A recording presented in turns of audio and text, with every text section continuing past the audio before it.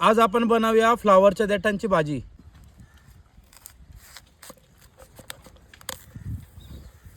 आपण आता फ्लावरचे देठ चिरून घेऊ।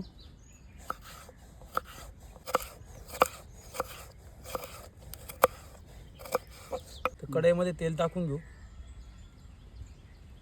मोहरी, जिरं, अख्खी लाल मिरची, चॉप केलेला लसूण, चॉप केलेली हिरवी मिरची, आलं, कढीपत्ता, हिंग, कोथिंबीर,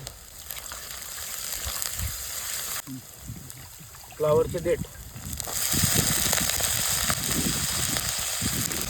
हळद, चवीनुसार मीठ व्यवस्थित परतून घेऊ।